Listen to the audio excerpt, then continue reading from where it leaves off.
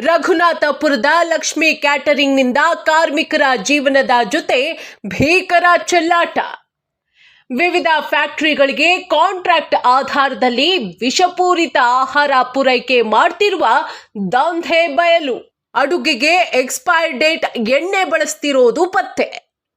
ಅತಿಯಾದ ಲಾಭಕ್ಕಾಗಿ ಕಾರ್ಮಿಕರ ಆರೋಗ್ಯವನ್ನೇ ಬಲಿ ಕೊಡ್ತಿರುವ ಕ್ಯಾಟರಿಂಗ್ ಮಾಲೀಕರ ಅತ್ಯಂತ ಗಲೀಜಾದ ಮತ್ತು ದುರ್ನಾತ ಬೀರುವ ವಾತಾವರಣದಲ್ಲಿ ಆಹಾರ ತಯಾರಿಕೆ.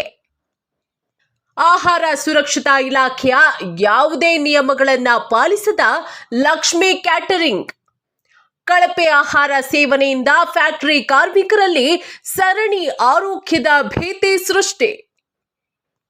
ಕರುನಾಡು ಯುವ ರಕ್ಷಣೆ ವೇದಿಕೆ ತಾಲೂಕು ಅಧ್ಯಕ್ಷರಿಂದ ಘಟನೆಯ ತೀವ್ರ ಖಂಡನೆ. ಆಹಾರ ಸುರಕ್ಷತಾ ಅಧಿಕಾರಿಗಳು ತಕ್ಷಣವೇ ಘಟಕದ ಮೇಲೆ ದಾಳಿ ನಡೆಸಲು ಒತ್ತಾಯ.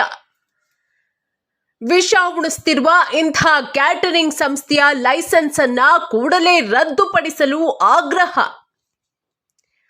ಆರೋಗ್ಯ ಇಲಾಖೆ ನಿರ್ಲಕ್ಷ್ಯ ವಹಿಸಿದ್ರೆ ಗಂಭೀರ ಪರಿಣಾಮ ಎದುರಿಸಬೇಕೆಂದು ಚೇತನ್ ಕುಮಾರ್ ಎಚ್ಚರಿಕೆ.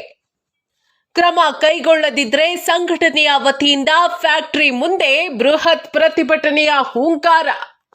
ಹಸಿದು ಬರುವ ತಮಗೆ ವಿಷದಂತ ಆಹಾರ ನೀಡುತ್ತಿರುವ ಮಾಲೀಕರ ವಿರುದ್ಧ ಭುಗಿಲೆದ್ದ ಕಾರ್ಮಿಕರ ಆಕ್ರೋಶ.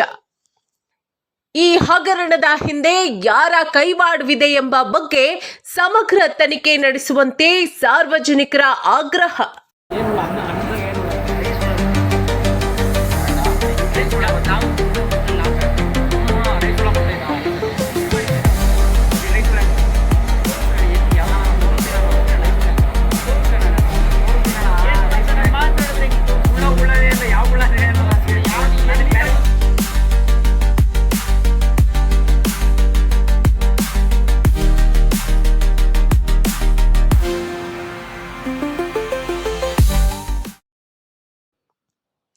ಆಹಾರ ಸುರಕ್ಷತಾ ಅಧಿಕಾರಿಗಳು ತಕ್ಷಣವೇ ಘಟಕದ ಮೇಲೆ ದಾಳಿ ನಡೆಸಲು ಒತ್ತಾಯ.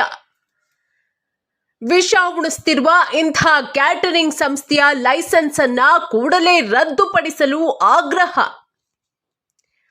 ಆರೋಗ್ಯ ಇಲಾಖೆ ನಿರ್ಲಕ್ಷ್ಯ ವಹಿಸಿದ್ರೆ ಗಂಭೀರ ಪರಿಣಾಮ ಎದುರಿಸಬೇಕೆಂದು ಚೇತನ್ ಕುಮಾರ್ ಎಚ್ಚರಿಕೆ.